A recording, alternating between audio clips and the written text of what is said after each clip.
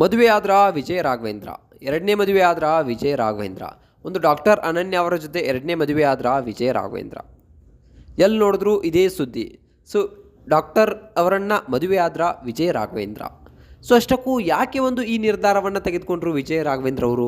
ಮೊಟ್ಟ ಮೊದಲನೇದಾಗಿ ನಾನು ಸ್ಪಂದನಾ ಅವರನ್ನು ಬಿಟ್ಟು ಯಾರನ್ನು ಮದುವೆ ಆಗೋದಿಲ್ಲ ಅನ್ನೋ ಮಾತನ್ನು ಹೇಳಿದರು ವಿಜಯ ರಾಘವೇಂದ್ರ ಅವರು. ಸೊ ಯಾಕೆ ಈ ರೀತಿಯಾದ ನಿರ್ಧಾರವನ್ನು ವಿಜಯ ರಾಘವೇಂದ್ರ ಅವರು ತೆಗೆದುಕೊಂಡ್ರು?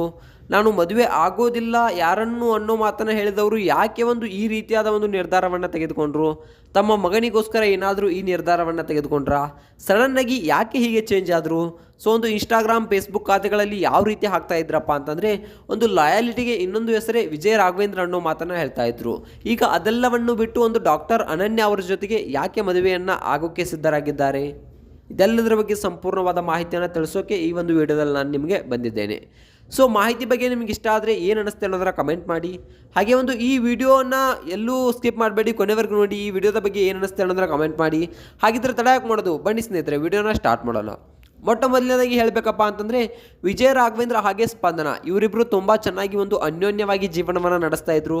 ಸೊ ಎಷ್ಟೇ ಒಂದು ಜೀವನದಲ್ಲಿ ಯಾವ ರೀತಿಯಾಗಿದ್ರಪ್ಪ ಅಂತಂದರೆ, ಒಂದು ಆಕರ್ಷಣೆಯಾಗಿ ಇಬ್ಬರು ಕೂಡ ಒಂದು ಸೋಜುಗದಂತೆ ಇದ್ದರು. ಸೊ ತುಂಬಾ ಒಂದು ಒಳ್ಳೆಯ ಪ್ರತಿಭೆ ರಾಘವೇಂದ್ರ ಅವರು ಕೂಡ.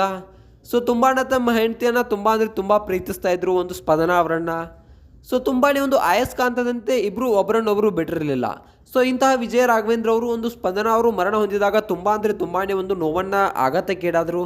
ಸೊ ಜೀವನವೇ ಮುಗಿದು ಹೋಯಿತು, ಜೀವನವೇ ಬೇಸರವಾಯಿತು, ಆಕಾಶವೇ ತಲೆ ಮೇಲೆ ಬಿತ್ತು ಅನ್ನೋ ರೀತಿಯಾಗಿ ಒಂದು ಅವರಿಗೆ ಮನದಟ್ಟಣೆಯಾಗಿತ್ತು. ಸೊ ಆ ರೀತಿಯಾಗಿ ಒಂದು ವಿಜಯ ರಾಘವೇಂದ್ರ ಅವರು ಅಂದಿನ ದಿನಮಾನಗಳಲ್ಲಿ ಆಗಿದ್ದರು.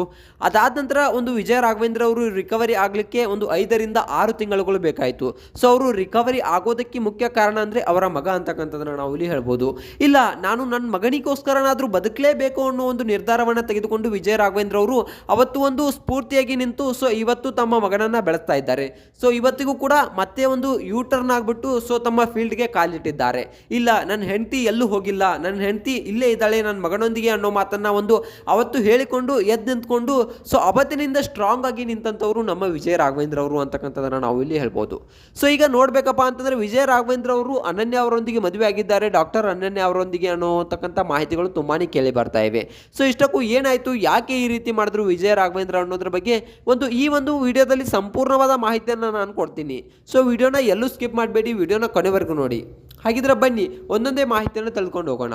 ಫಸ್ಟ್ ಆಫ್ ಆಲ್, ಈ ಅನನ್ಯ ಅನ್ನುವರು ಯಾರು, ಇವರು ಯಾರು ಅನ್ನೋದನ್ನು ನೋಡಬೇಕಪ್ಪ ಅಂತಂದರೆ, ಖಂಡಿತವಾಗ್ಲೂ ಸ್ನೇಹಿತರೆ ಇವರೊಂದು ಡಾಕ್ಟರ್ ಅಂತಕ್ಕಂಥ ಸುದ್ದಿಗಳು ತುಂಬ ಕಡೆ ವೈರಲ್ ಆಗ್ತಾ ಇವೆ.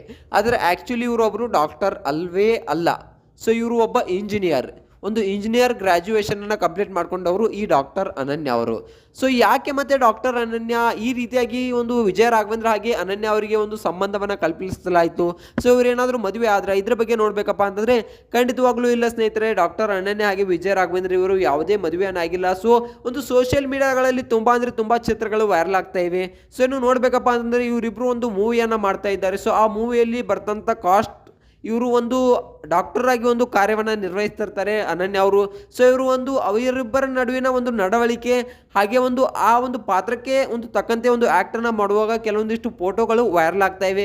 ಸೊ ಇವರಿಬ್ಬರ ಮದುವೆ ಒಂದು ನಿರ್ಧಾರ ಆಗಿದೆ, ನಿಶ್ಚಯ ಆಗಿದೆ ಅನ್ನೋತಕ್ಕಂಥ ಮಾತುಗಳು ಕೇಳಿ ಬರ್ತಾ ಇವೆ. ಇದು ಖಂಡಿತವಾಗ್ಲೂ ಸುಳ್ಳು ಸುದ್ದಿ ಅಂತಕ್ಕಂಥದ್ದನ್ನು ನಾವು ಇಲ್ಲಿ ಹೇಳ್ಬೋದು. ಇನ್ನು ಡಾಕ್ಟರ್ ವಿಜಯ ರಾಘವೇಂದ್ರ ಅವರಂದರೆ ಒಂದು ಲಾಯಾಲಿಟಿ ಪದಕ್ಕೆ ಇನ್ನೊಂದು ಅರ್ಥ ಅಂತಕ್ಕಂಥದ್ದನ್ನು ನಾವು ಇಲ್ಲಿ ಹೇಳ್ಬೋದು. ಸೊ ಇವ್ರ ಬಗ್ಗೆ ನಿಮ್ಗೆ ಏನು ಅನ್ನಿಸ್ತೆ ಅನ್ನೋದನ್ನು ಕಮೆಂಟ್ ಮಾಡಿ.